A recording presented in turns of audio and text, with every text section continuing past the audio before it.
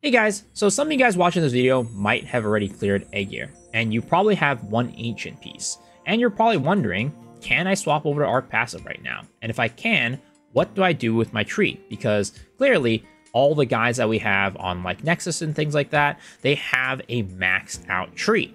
So what should I do? Well, to start off, if you're a support class, an entropy class, a boundless nightmare class, or a dominion class, it's pretty rip bozo for you. Unfortunately, you're really going to need to hit that 2-piece mark before you can actually start dipping into Arc Passive and making use of your tree.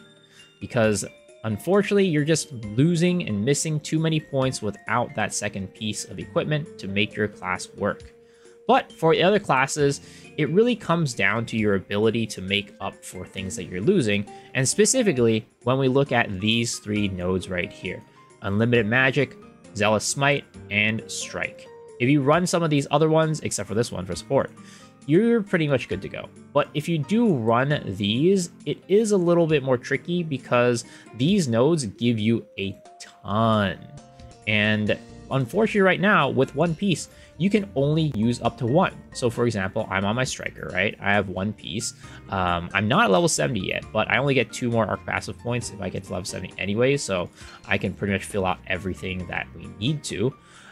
So you need 40 points to unlock this first one. You need 20 points to unlock the second one, so you don't actually need the full 30. And then you have an extra 10 left over for one of these.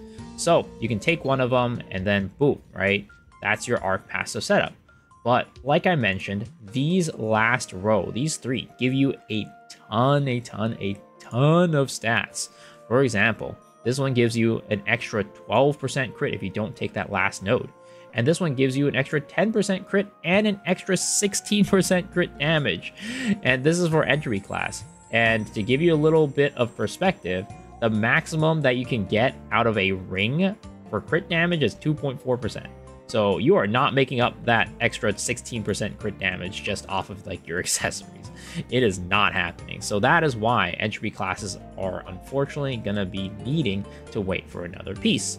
But for these ones, crit is something that you can make, do. You can take advantage of things like crit synergy to make up for this missing 12% crit. So if you're walking into a class like, Aeromancer, for example, who is a hallucination class, they might be able to take this 12% node here, but to make up for their missing 24, they might bring like a crit sin in their party and make up for it. So you can do things like that, or if they don't run like Keen Sense, for example, they could run a double Keen Sense into one of these to make up for the majority of that crit that they're missing. So that is kind of how you figure out whether or not you can actually move into Arc Passive with one. Like, can you make up for your losses of your gear set or your losses of missing these points by doing other things and shifting things around in the Arc Passive tree? So that's kind of how you figure out whether or not you can do it. And that's how you kind of figure out your build, right? We can take a look at some of these Arc Passive trees and really go into the specifics. For example, let's go into Aeromancer, as I mentioned, right? So this is a Hallucination Arrow for Drizzle Arrow. Now, you have this right here for your second one, Limit Breaking level 3. And then this one right here, 2 on Full Force Smite. So basically, you can do 2 on this one and 1 on this one. And what you would be missing out on is basically 10% evolution damage and 12% crit, which isn't honestly a ton. Again, you can make up for the crit with your crit synergies, and then evolution damage is only 10%, which isn't that bad. So this class can just do it.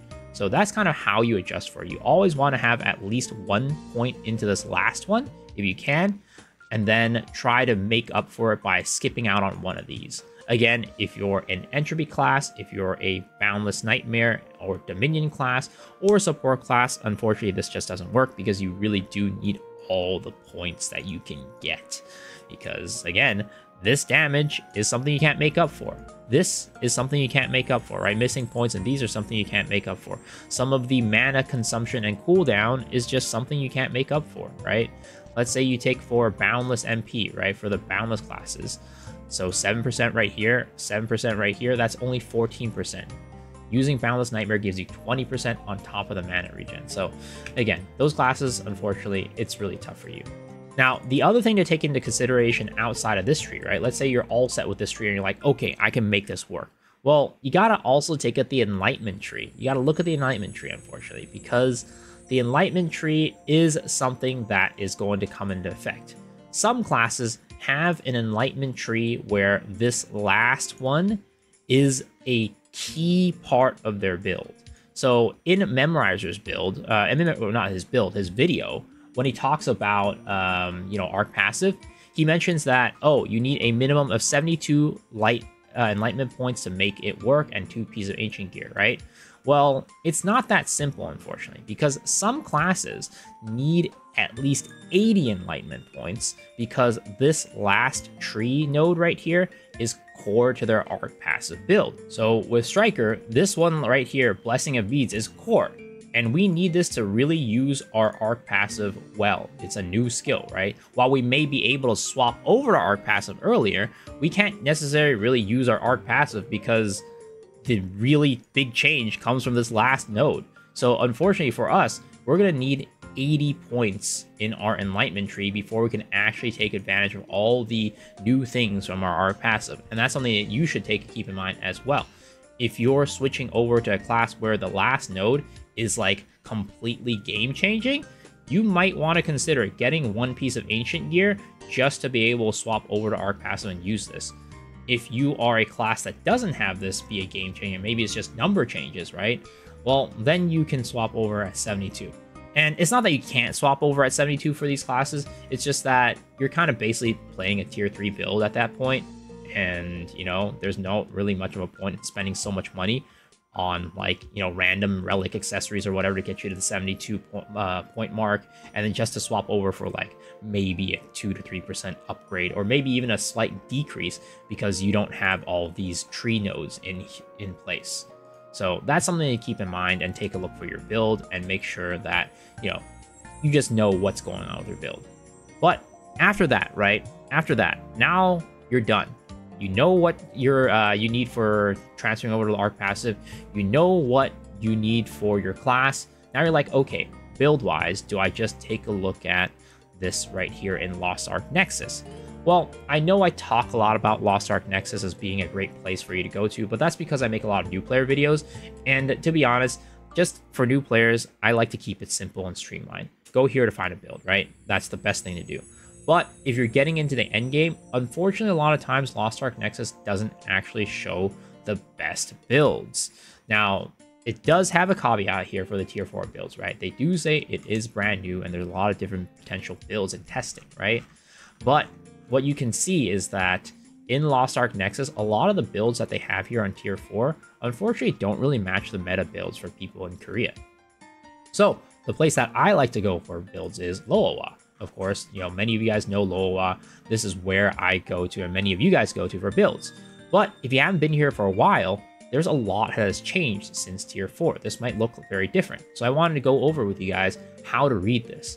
So first things first, you select your class, right? So Striker for me, and then I scroll down to take a look at the people on the top ranks. Now, something that's very interesting / annoying is that they have put and added this update where they do list the class engraving here, which is nice. But some of them are missing, and that's because it's bugged, unfortunately. But luckily, you just see one as, okay, this is SO, right? So the one that is missing, that means that is Deathblow. So I just take a look at any of these that don't have a name here, and I'll know that those are Deathblow. And then you can confirm by going into the actual person and then scrolling down. As you can see, the Enlightenment tree right here for the first 2 are Deathblow ones. So you can tell which ones are which that way. But that kind of gets me into reading this, right? So you have their equipment up here. You have their bracelets, stones, everything, right? Their gems. And then here you can see their books. So what books they have. This person has all relic books. What a whale. But they have all relic books, and then they have a 10-6 stone, right? And then you can see right here, this is where their Arc Passive tree points are placed. So what I was saying earlier about, the Lost Ark Nexus not being the, most optimal build, at least at the moment in Korea, in the current meta, you can see that for this striker build, they want you to go with 2 Keen Sense, 1 Limit Breaking, and 2 on Blunt Spike, right? But you can see here, these people don't use Keen Sense. They put 3 on Limit Break, and then they put 2 on this last one, Standing Striker. Whereas in here, again, they don't do that. And then over here, this same guy right here, right? Or a different guy, rather. This one. They do the same thing. And then this one, they also do the same thing. And then lastly, this one, they also do the same thing. So you can see that the builds aren't really consistent across, Lost Ark Nexus and what people consider the meta in Korea.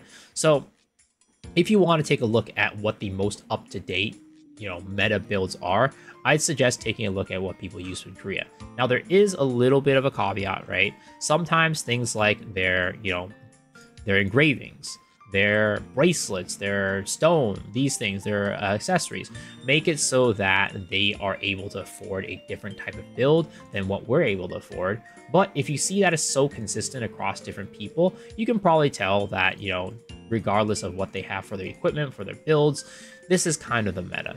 So this is how I'd really take a look and really decide what you want to do for your build and really decide how you want to build your character. Take a look at Loawa to really find the best builds there. So hopefully this kind of helped you guys learn how to read this site and, navigate how to actually find your build right now, because there is a lot of stuff in limbo, especially with our characters not being fully complete and our information in the West not being fully complete. So yeah, let me know down in the comment section below if this helped you or if you have any questions still remaining, because there was a lot of information in this video and, I'm sure there are things I left out. So let me know down in the comment section below if you have any questions. And as always, if you want to support the channel, I really appreciate if you hit the sub button. It's an easy, free way to support. And also, the other easy way, free way to support is to come hang out on my stream, twitch.tv/MeSoXure. I stream every single night at 10 p.m. PST. So hopefully I see you guys on my stream, but if not, hopefully I'll see y'all on the next video. All right, guys, peace.